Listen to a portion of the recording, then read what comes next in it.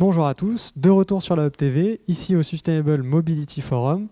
J'accueille Marion Cotet de chez Cerema. Bonjour Marion. Bonjour. Et on accueillera juste après Jean-André Lasserre qui viendra nous parler de logistique low carbone notamment.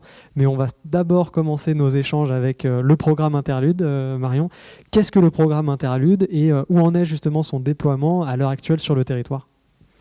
Alors, le programme Interlude pour innovation territoriale et logistique urbaine durable se veut en fait la suite opérationnelle de la stratégie nationale France Logistique 2025 et vise à accompagner des collectivités dans la mise en œuvre de chartes de logistique urbaine durable en collaboration avec les acteurs économiques locaux. Ce programme de 8 millions d'euros s'inscrit dans le cadre des certificats d'économie d'énergie et vise à aider justement, mettre en concertation collectivités et acteurs économiques pour répondre aux enjeux environnementaux, économiques et sociétaux de la logistique urbaine.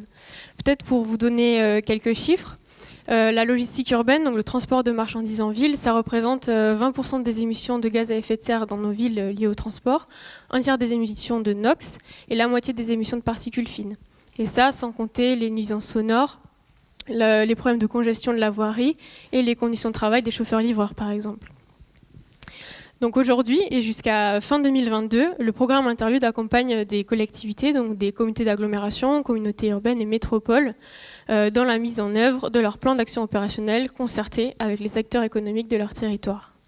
Pour ce faire, l'accompagnement proposé par le Cerema et Logistique Low Carbone, c'est vrai que j'ai oublié de préciser que c'est un programme qui est porté à la fois par Logistique Low Carbone, le Cerema, l'ADEME et Roseau. Et donc, dans cette mise en œuvre opérationnelle sur le terrain, on a Logistique Low Carbone et le Cerema qui accompagnent à travers différents outils. On a déjà un apport méthodologique pour les collectivités qui se fait à travers la formation et l'accompagnement des techniciens.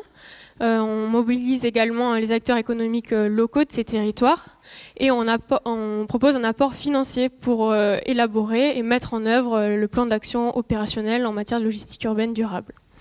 Pour peut-être rentrer dans le concret et vous proposer quelques exemples, donc notamment on travaille avec l'Eurométropole de Metz pour qui on va aller aider pour mettre en place une cartographie et mobiliser les acteurs économiques locaux et pour qui on va également cofinancer des études de diagnostic en matière de logistique urbaine. Interlude travaille également avec la métropole du Grand Paris que l'on accompagne notamment à travers du coup, le cofinancement d'études. Mais aussi la mise en réseau des différentes échelles territoriales et des stratégies de logistique urbaine durable de ces différentes échelles territoriales, justement. Peut-être un dernier exemple sur une collectivité de taille un peu moins importante. Interlude accompagne Pau Béarn Pyrénées, justement, dans la mobilisation des acteurs économiques à travers l'organisation d'ateliers de concertation avec ces acteurs locaux. Au-delà de cet accompagnement, Interlude propose aussi des outils sur son site internet. Ça commence déjà par une méthodologie en ligne disponible sur le site interlude.green. Également l'organisation de webinaires techniques. Je pense notamment au dernier en date, qui date de décembre 2021 sur la logistique urbaine fluviale et qui propose aussi un centre de ressources des bonnes pratiques dans les territoires.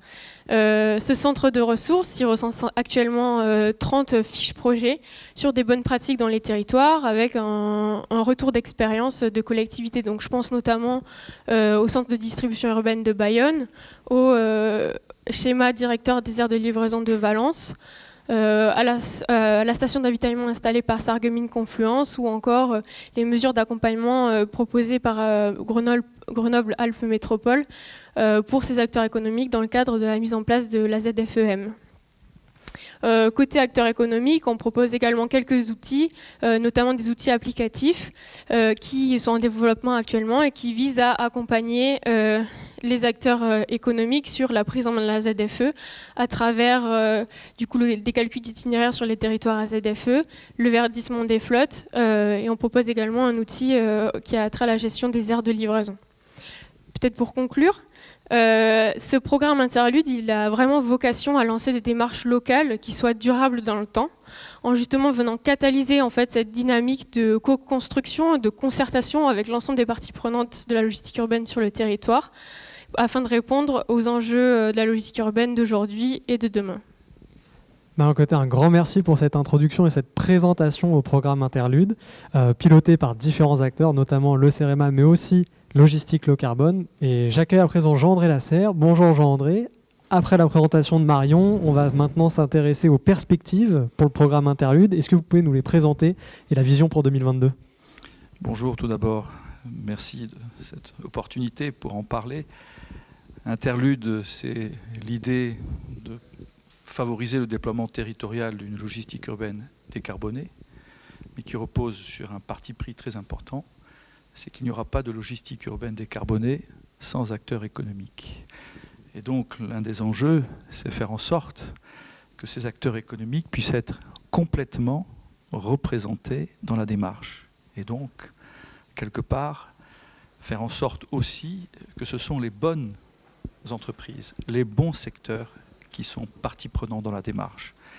Et dans ce travail de déploiement territorial avec le CEREMA et Logistique Low Carbone qui représente les acteurs économiques, puisque c'est l'émanation d'une organisation professionnelle, mais qui travaille avec tous les secteurs concernés par le dernier kilomètre, nous avons fait un travail d'explication, d'analyse de ce qui se passe dans les territoires, une forme de sur-mesure territoriale pour bien comprendre les enjeux. C'est ce qui nous a permis progressivement d'installer, de favoriser en tous les cas la mise en place de dispositifs de concertation dans lesquels les acteurs économiques pourront pleinement partager leur expérience. C'est l'idée de bâtir des politiques logistiques urbaines décarbonées qui reposent sur des cas d'usage et pas simplement des représentations, qui s'inscrivent dans le long terme tout en s'appuyant sur les retours de terrain et pas uniquement sur des logiques simplificatrices. Car au fond, et c'est le deuxième enjeu, et c'est peut-être le deuxième acquis de tout ce travail que nous effectuons, c'est que chacun prenne conscience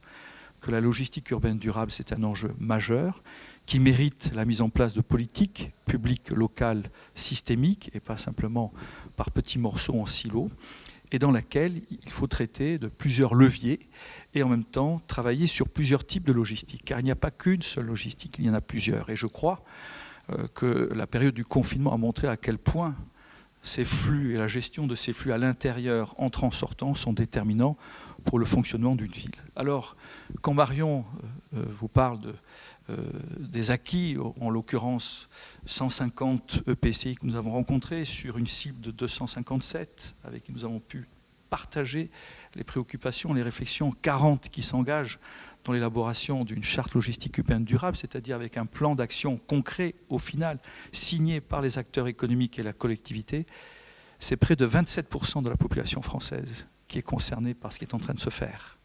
Et bien évidemment, 14% uniquement des EPCI cibles. Donc vous voyez qu'il y a à la fois beaucoup d'espace pour poursuivre ce travail de déploiement, mais que nous avons déjà atteint un objectif relativement important. Car quelque part, ces démarches locales prennent en compte des réalités spécifiques, mais s'inscrivent dans quelque chose de plus global, qui est la recherche de l'équilibre intelligent entre performance économique et performance environnementale. On a l'impression qu'aujourd'hui, la thématique de la logistique urbaine durable s'est installée dans les préoccupations des collectivités comme un sujet important, certes facilité par la question de la mise en place des zones à faible émission, et que quelque part, progressivement, s'opère une montée en compétences.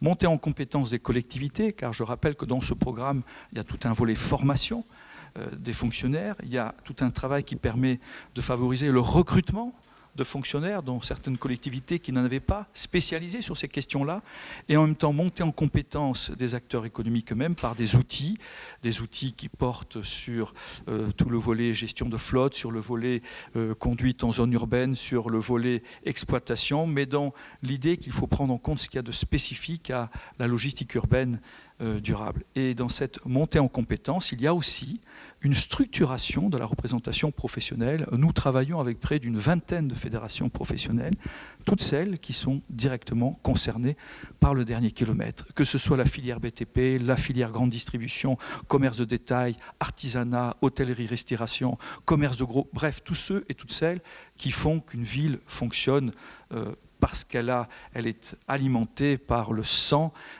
qui fait que c'est une ville qui est en capacité d'accueillir, qui est en capacité de se développer et en même temps d'intégrer celles et ceux qui la font fonctionner au jour le jour. Donc Interlude, c'est ce chemin-là que nous avons emprunté, une dynamique qui s'est installée en dépit des difficultés que nous avons rencontrées liées au confinement. Et quelque part aujourd'hui, alors que nous nous approchons de l'échéance, encore beaucoup de demandes de la part de collectivités qui souhaiteraient s'embarquer, des demandes au niveau de l'outillage de chacune des composantes, que ce soit les acteurs économiques et les collectivités. Et nous espérons pouvoir, par-delà l'année 2022, poursuivre cette aventure, car elle est déterminante. La somme de politiques de logistique urbaine durable, c'est quelque part une politique des transports à part entière.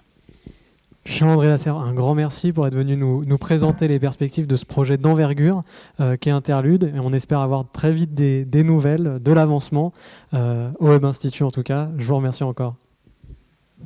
Merci beaucoup.